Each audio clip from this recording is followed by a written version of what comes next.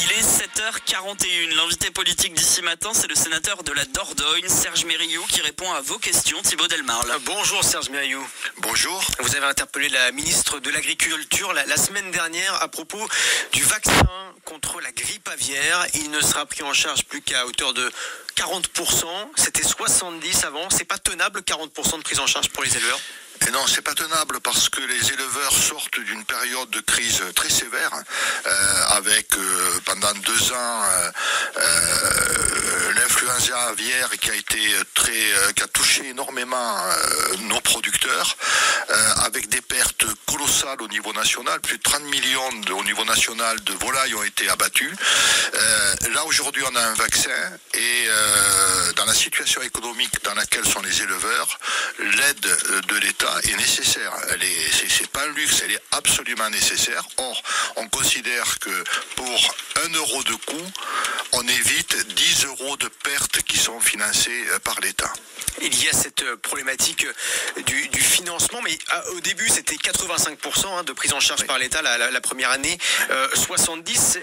On peut vraiment imaginer de pérenniser une aide à hauteur de 70% par dose par l'État à long terme? Oui, non, mais ça peut se discuter. Mais les engagements qui ont été pris et qui sont remis en cause, là, ça pose un vrai problème pour l'ensemble de la filière. Les engagements ont été pris pour une saison à chaque fois. Oui, les engagements ont été pris pour plus d'une saison. Les engagements sont pris saison par saison, mais il y a un engagement très clair de l'État de poursuivre cet effort pendant quelques saisons jusqu'à ce que la filière retrouve ses capacités financières pour se prendre en charge totalement. Vous avez une réponse de la ministre à ce sujet? Non. Alors, je l'ai croisée il y a quelques jours dans les couloirs. Elle m'a dit que c'était un sujet important, c'est déjà pas mal, et que vraiment on aurait une réponse et un débat, une discussion sur ce point-là. Il y a cette problématique des vaccins grippe aviaire. Là, on parle des canards, mais ce n'est pas tout. D'autres élevages, d'autres types d'élevages ici en Dordogne subissent des difficultés à cause des maladies. On parle de FCO, fièvre catarrhale ovine, les élevages de moutons touchés par cette maladie. La MHE pour les bovins. Là, qu'est-ce que vous demandez? Alors là, ce que l'on demande, c'est qu'on s'est aperçu que les stocks de vaccins est arrivé à épuisement. Et on ne peut pas se permettre d'avoir, sur des maladies qui sont très contagieuses, on ne peut pas se permettre d'avoir un trou dans la raquette. Voilà, donc, elle m'a dit en descendant les marches, elle m'a dit, mais on va prendre nos dispositions, on va s'en préoccuper. Mais la filière est très inquiète là-dessus. Prendre ces dispositions, mais c'est-à-dire qu'elle vous a quand même donné des éléments plus précis sur... Non, on doit en reparler.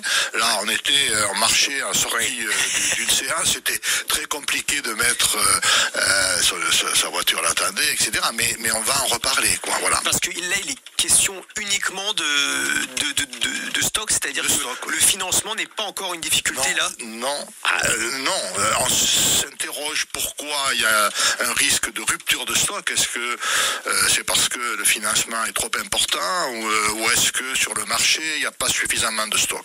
Je pense que c'est un problème de financement là aussi. Est-ce que là aujourd'hui les difficultés pour vous les politiques à propos des agriculteurs et les agriculteurs eux-mêmes vont justement être de devoir chercher des subventions pour se protéger contre les maladies? On le voit pour les différents types de maladies, on voit que c'est un véritable investissement, presque un trou pour certains agriculteurs. Est-ce que c'est vraiment une difficulté avec laquelle il va falloir composer durablement et pour laquelle vous demandez est-ce que l'État participe davantage? Alors, on ne demande pas forcément que l'État participe davantage. On demande qu'il y ait une vision à moyen terme, sur au moins 3 à 5 ans. On ne peut pas se permettre de gérer l'agriculture, qui est une grosse industrie. C'est un paquebot, l'agriculture. La gérer à court terme. C'est cette vision à court terme qui nous inquiète et qui inquiète les filières. Et comment est-ce qu'on va justement renouveler ces exploitations? On parle beaucoup de la difficulté de trouver des repreneurs aux exploitations. Quand on voit qu'il faut, en plus de toutes les difficultés auxquelles font face les agriculteurs, composer avec ces difficultés sanitaires. Là, comment est-ce qu'on fait pour attirer les jeunes? Alors moi, je vous rappelle rappelle que c'est pas nouveau, les difficultés sanitaires. Qui sont quand même beaucoup plus importantes aujourd'hui.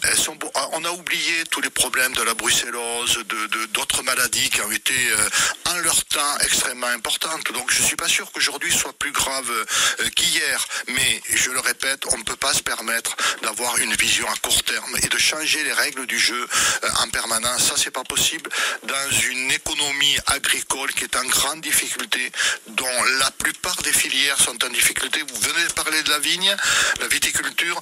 Il y a 3 ans, la viticulture était plutôt en forme. Et vous avez vu avec quelle vitesse les choses changent, quoi. À la fois les modes de consommation, mais également nos coûts de production qui sont très élevés et qui nous mettent en difficulté face à la concurrence étrangère. Et donc Serge Mériou, vous réclamez le maintien de la prise en charge des vaccins contre la grippe aviaire à 70% par l'État, alors que c'est 40% qui ont été annoncés récemment. Voilà ce que vous demandez à la ministre de l'Agriculture. Merci d'avoir été avec nous ce matin. Je vous en prie, merci à vous. Vous retrouvez toutes ces infos et cette interview en intégralité sur le site internet ici.fr et sur notre application.